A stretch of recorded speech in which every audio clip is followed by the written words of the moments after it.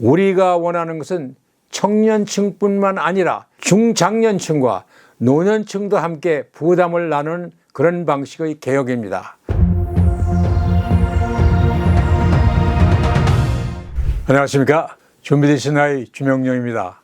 지난 3월 20일 18년 만에 국회는 국민연금 개혁안을 통과시켰습니다. 국민 모두가 기뻐해야 할 텐데 상황은 그렇지 못하고 있습니다. 세대 간 또 연금 전문가 간의 치열한 논쟁이 우리 사회에서 끓고 있습니다. 우리는 대한민국의 부모 세대이자 선배 세대로서 현재 진행 중인 연금 개혁에 대한 깊은 우려를 표합니다. 이번 개혁안이 특정 세대의 희생을 강요하는 방향으로 나아가고 있다고 판단되며 모든 세대가 공평하게 부담을 나누는 방식으로 개혁이 이루어져야 한다고 확신합니다.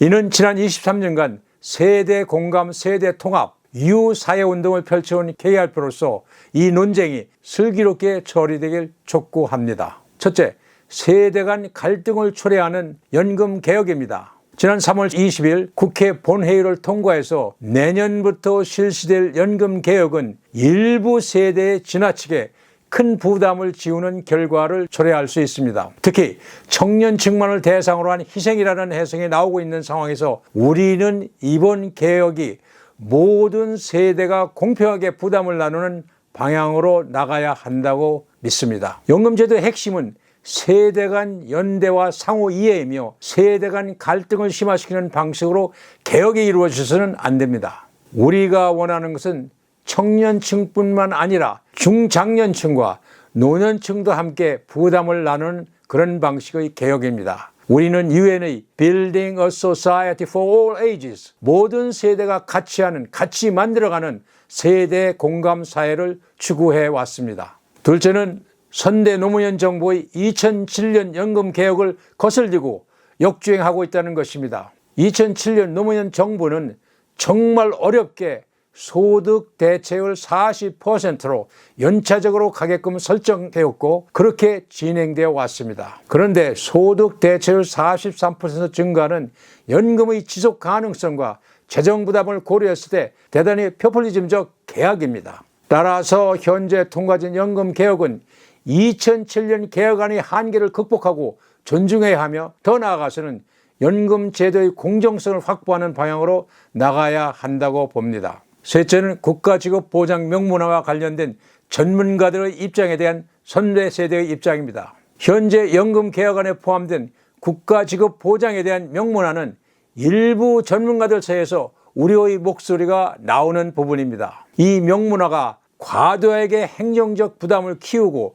연금 제도에 대한 신뢰를 높이기보다는 오히려 복잡성을 증대시킬 수 있다는 지적을 하고 있습니다. 그러나 우리는 국가직업 명문화가 연금 제도의 신뢰성을 강화하는 중요한 조치라고 믿습니다.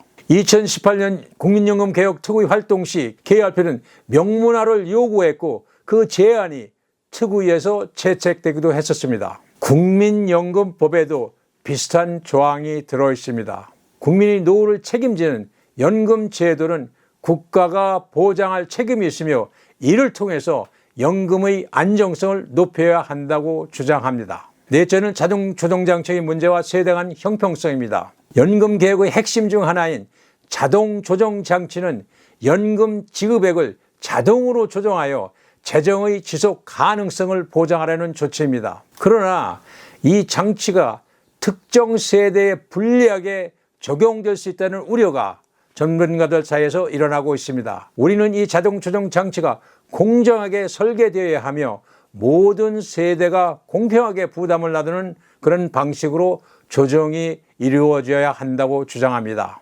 이 조정이 특정 세대만을 희생시키는 방식으로 진행된다면 세대 간 갈등을 더욱 심화시킬 수 있습니다. 이런 염려 속에서 자동 조정 장치는 필히 도입되어야 합니다. 다섯째, 국회 연금특위의 세대별 NGO의 참여와 그 역할입니다. 이번 연금개혁 과정에서 세대별 NGO의 참여가 아주 필수적입니다. 국회는 청년 세대의 반발이 커지자 황급히 특위에 포함시켰습니다. 이건 당신들 의원들만의 리그입니다. 시민사회가 포함되어야 합니다. 다양한 적어도 세대 간 대표성 있는 NGO의 참여가 이 불길을 진화해 갈 수 있습니다. 다시 말해서 청년층을 비롯한 모든 세대의 목소리가 국회의 연금특위에 제대로 반영되어야 하며 이들 각 세대의 의견을 경청하고 반영하는 과정이 필요합니다. 우리는 이 같은 다양한 세대의 의견을 종합하여 공정하고 지속 가능한 연금 개혁을 이루어내야 한다고 믿습니다.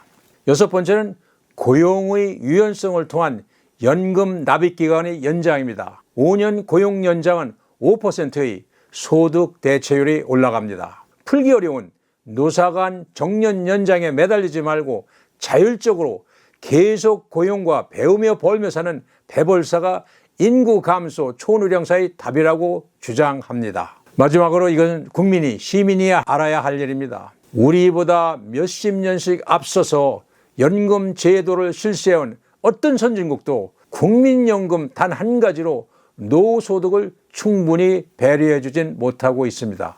기초연금, 퇴직연금에 개인연금 또는 일자리로 노소득을 보충하고 있습니다. 또 그렇지 못한 노년층은 각종 사회복지 안정망을 통해서 노후를 돌보고 있습니다. 우리 사회도 그렇게 하고 있습니다. 다만 충분치 않을 뿐입니다.